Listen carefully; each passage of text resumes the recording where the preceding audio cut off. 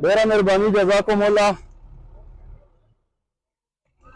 دا میش چې د کیم نن روډ بند کړه ده دا تقریبا 3 کوله مسلسل د حکومت سره د میش مذاکرات روان دي. په هر ټیبل باندې میش دوی سره جامې کړې دي، فیصلې شوې دي، تحریري میش دوی ته کومه د معاهدې شوې دي. وخت په وخت د میش سره وعده وشي، لوزینه وشي، سټامر سره ولیکي، فیصلار سره ولیکي. په هغه هفته چې نن بیا میش خپلې معاهدې خلاف ورزي روانه وي. او ولټا چې کومه د میش په وزیرستان شه په ترقیاتي سکیمې باندې پابندۍ دي، په عامه عوامو باندې ماټر ګولې او ډرون حملې شي، او په چک پوسټۍ باندې چې کومه د بېګناه کسان یرغمل کېږي. میش بي سفر چې د پیرې نارو شي چې واپس درېلي، پاسپورټونه یې بلاک دي او مختلف قسم مسایل سره میش مخامخ وي. دا ټول چې کومه د میش تقریبا 21 مطالبات دي چې حکومت په دا باندې غور وکړو میش سره سنجیده شي او په ترقیاتي سکیمې باندې میش ټار اویني او ډرون حملې او ماټر ګولر باندې بان شي او غیر اعلانیه کرپي چې کومه دا بان شي. دا چې څومره مطالبې د میش هسپتالونه چې کومه د غیر فعال دي او یرغمال دي، دا هم مطالبې چې د میش سره حکومت سټم یا امني میش خپل عوامو ته تکلیف ورکول خواهشمند نه وي او نه خپل ملک ته او نه بل مسلمان ته چې کومه د میش د تکلیف ورکول اراده شته. دا د میش مطالبات دي چې بار بار میش سره مذاکرات شي خو دغه مذاکرات او د فیصلې خلاف ورزي شي بار بار دې وجه نه میش مجبور شي تقریبا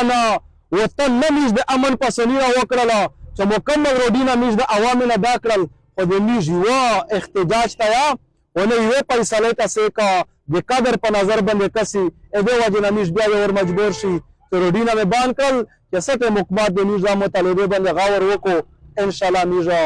بیا خپل احتجاج ختم کوي کنه میش د خپل احتجاج مراحل په مخ بیایي.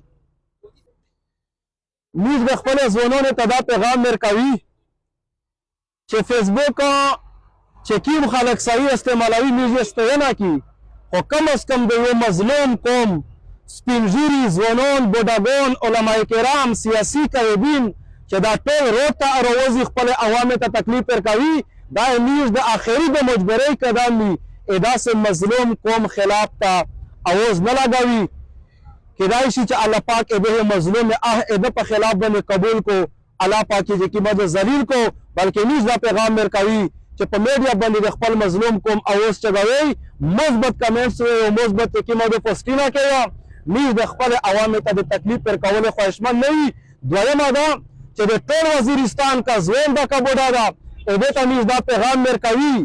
چې د انسانانو نه د روډینه ډاک کوي ته په روډې روځي ته کچېرې د ټول وزیرستان ټول تحصیلونه او څومره چې کوم د میش ډیویژن دي کدا اړونه وطن او یو چې کومه د ټول ضلع چې کومه د پایجام اړتال یو نه کو او کلاک اقدام یو نه کړو.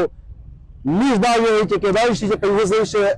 حالات ټیک شي او هغه بل ځای ته منتقل شي چې ټول وزیرستان کوم یو میش مین روډ باندې کړو ټول د ذهني تیار شي چې څو وخت میش په عام ورکوي خپل روډینه د باندوي او همت ته وکړو قربانۍ مظاهره ده وکړو. انشاءالله العزیز الله پاک د عافیت معامله کو. فی الحال میش اول چې کومه فیصله وکړله فیصله چې میش سوشل بایکاټ اعلان کړی ده چې میش سره حکومت بالخصوص سکیورټي ادارې مخلص دي نه مذاکرات شي خلاف ورزي وکړو. اول میش سوشل بایکاټ کړی ده کدا طالب ده او کفاوز د دواره نه دې نه بعد میش دا والی نه دویم قدم ده چې مین روډ مې باندې کولو. دویم قدم دا ده چې میش دا د روډ جال تقریبا ټول وزیرستان ته غوړوي. دې نه بعد د بجلی شول او نتورک شو چې کیم دا د موبایل او ورسره چې کیم د میش چې سمره وسایل بغیر درې می د هاري وشي ته میش باندې ورکوي خو تدریجا